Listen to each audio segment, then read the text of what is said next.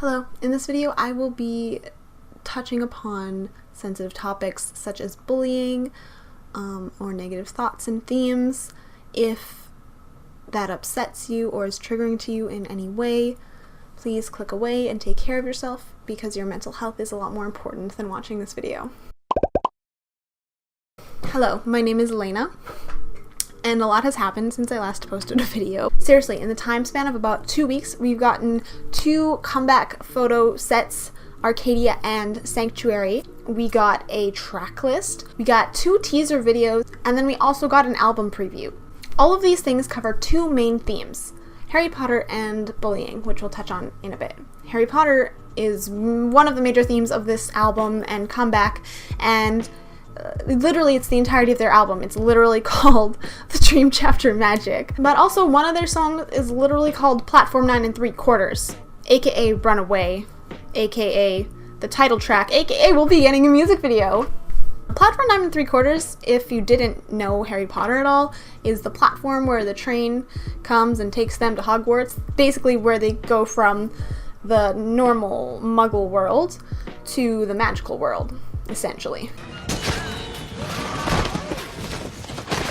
Anyways, there was a few different hints for this before they released the track list. For example, in the Sanctuary photos, there is a bunch of graffiti on the walls, and if you examine it closely, you'll note that a couple of them say 9 and 4-3, not 3-4. For some reason, they reversed the numbers, but it does say 9 and 3/4, but not 3/4. That was also their debut date, by the way, March 4th. That shows you just how long, they've been preparing for this. They planned that. Big hit, I see you. They also have graffiti that says "This way to the Mystery of Magic," which is a play on words for the Ministry of Magic, which is a place in Harry Potter. And in Harry Potter, the way to get to the Ministry of Magic is, well, one of the ways, is literally by flushing yourself down the toilet. So, also, they pretty much were using, the Harry Potter theme music in the first teaser trailer, because you can't listen to the Harry Potter theme and then listen to the trailer music without being like, oh yes, Harry Potter. By the way, speaking of Harry Potter, comment down below on what your house is, because I am a Ravenclaw, which I feel like that no one is ever surprised at this point. Also, fun fact, user Chuangbomgyu had a post that mentioned not only is one of the songs "I'll Wait for You" on Platform 9 3/4, but it is exactly 9 months after the reveal of Bomgyu, who was revealed on January 21st, which is, once again, the comeback is coming out September 21st. And Bomgyu's entire intro film was in a train station. Considering the fact that they could not have, anticipated the delays, well played, honestly. Well played. However, on a slightly more negative tone, the second theme, like I mentioned, is bullying. And this is what I want to caution people about because it could be triggering to people. A lot of the imagery here centers around bullying. As I mentioned, these photos were from the set Sanctuary, and they are in a bathroom. Hi, it's Lena here. I'm editing right now, and I don't know why I missed saying this, but one of the main things that I wanted to say about them being in the bathroom was the fact that all of the graffiti on the walls, well, not all of it, as I pointed out before, but a lot of the graffiti on the walls had kind of not particularly positive messages. For example, nasty is one of the words written on the walls, and then there's a whole sentence, hold on, I've got a whole document. For example, one of them is, "I feel like this is the only real mark I will ever make in this world," and that's really depressing. There's also things like, "I need to escape," with an arrow. "These days I'm so sensitive, I cannot sleep at night. I don't want to be cool. I hate cool. Things I hate. Vandalism, irony, repetition." And these are repeated on the walls in several places. And ironically, vandalism, irony, and repetition are the 3 things that writing that on the bathroom wall are, because it is vandalism, writing on the bathroom wall, and it is kind of ironic that you're doing something you hate, and then it's written so many times that you wonder a little bit. Anyways, I just wanted to add that in here, so let's go back to whatever the heck I was saying.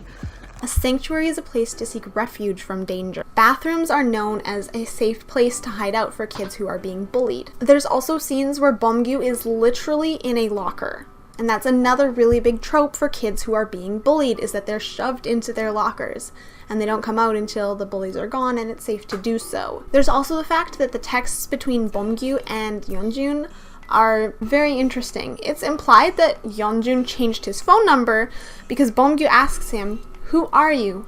Ah, when did you get a new number?" Many of the sanctuary photos are also in a library. Now, libraries are the chief way of getting books. All have their own individual worlds and stories in there, and you can kind of use them to escape real life for a little while and get lost in a story. Harry Potter is also a book. In case you didn't know, going to Hogwarts in Harry Potter is kind of a means of escapism for Harry.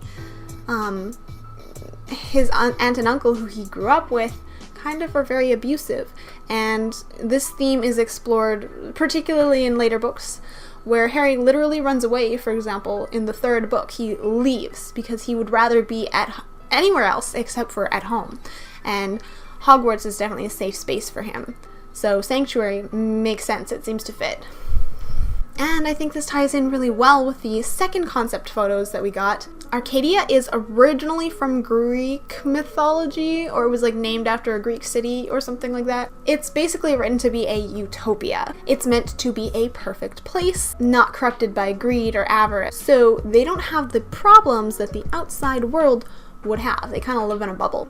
Honestly, it kind of reminds me of Atlantis in that regard. Except not with technology being advanced or anything. It's meant to be like a lush, foresty, perfect place where there's, yeah, anyway. In these photos, the boys are seen having fun! Also, it's notably nighttime in the Arcadia photos, so no one that heckles them, perhaps, is around. They can just be themselves. But let's be real, this is the Dream Chapter magic, it's not just nighttime. Remember how I said that the Ministry of Magic, to get there, they have to flush themselves down the toilet? Well, I think that their normal lives, TXT's normal lives, that is Sanctuary. That's their daily life. Arcadia, however, is the dream world, their dream world. It's a perfect world where they can be themselves and have fun and not be judged for anything that they do. To get to Arcadia, though, that has to do with water, but not toilet water. The pool, water. We see Kai entering the pool at the end of the second teaser, and the boys are seen jumping into the pool and laughing and just generally having a good time. This idea is actually talked about in several of the texts that we see the boys sending in the Sanctuary photos. For example, Subin is texting Taehyun, "Have you found the way to the hidden station?" Remember, platform 9 3/4 is a station.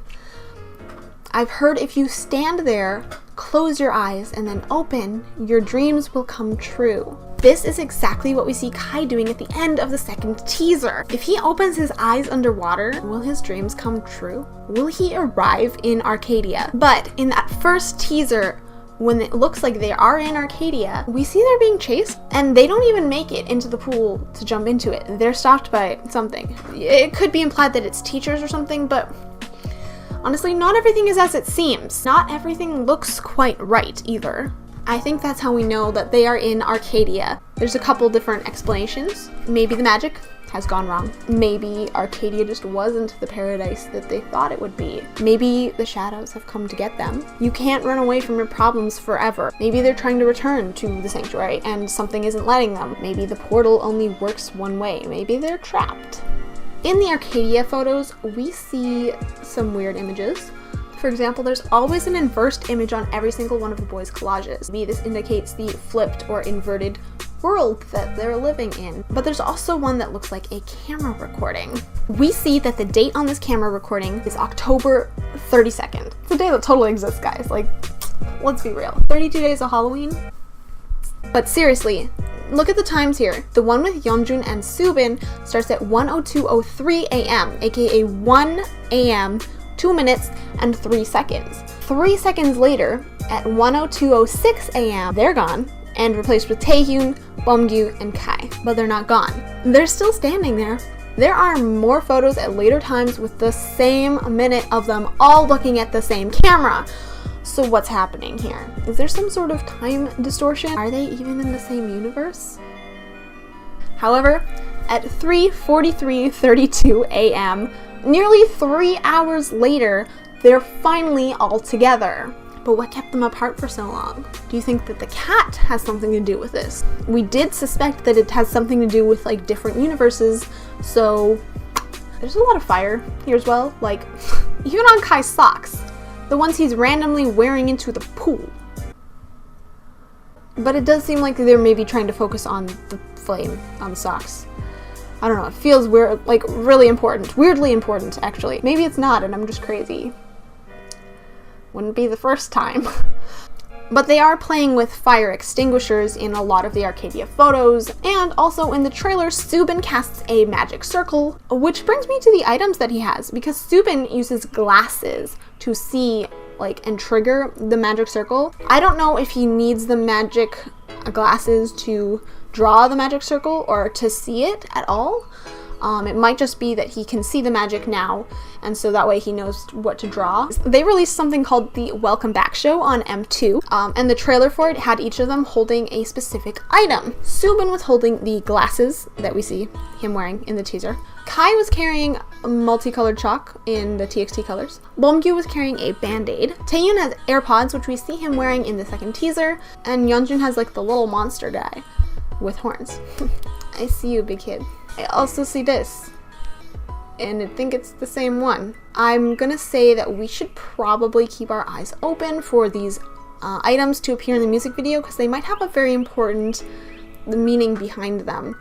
If I were to compare this to BTS, think about the items they have in the magic shop. I feel like items and their significance are very important in big hit music video storyline universes. What am I saying? Anyways, it might be important, so let's keep an eye out to see how they're used in the music video. There were a few other fun tidbits that I wanted to point out. In the Sanctuary images, one of the books pictured is called Wildwood, and it's written by Cullen Meloy. It is the story of two 7th graders who are drawn into a hidden magical forest while trying to rescue a baby kidnapped by crows. They get caught up in an epic struggle and learn of their connection to a magical parallel world while confronting adult authorities who are often cowardly or dishonest. So let me get this straight. This is literally a story about some kids who go into a forest and then end up in a magical parallel universe. It also carries the same themes as The Little Prince, which I've made a whole theory about before because it fits really well. Click the card to watch that. There's also another book in English there, and it is called 6th Grade Can Really Kill You by Barth de Clements. Now, this is a story about a girl who is struggling to read, and she also tends to act out a lot. The story is about her accepting her flaws and working towards bettering herself, as well as dealing with kind of mean. She also graffitis the wall at some point, so that fits. The others were in Korean, but I'm pretty sure that we can all agree they'll all fall under the same idea or theme that TXT is going for. Overall, I think this comeback is gonna be really interesting. I'm really excited for the music video. I'm not sure how dark the themes are gonna be, but like, it might be a bit lighter than I was insinuating, especially with the bullying probably taking maybe a back seat, or like it's more implied versus like being directly addressed. I don't think Big Hit would do that without making it more obviously about that. But either way, I am impatiently waiting for the 21st, which is just around the corner, and then we can finally watch the comeback. Oh my god, I feel like it's been forever, and it kind of has. But like, that's not their fault. Oh, speaking of the comeback, I have a giveaway on Twitter.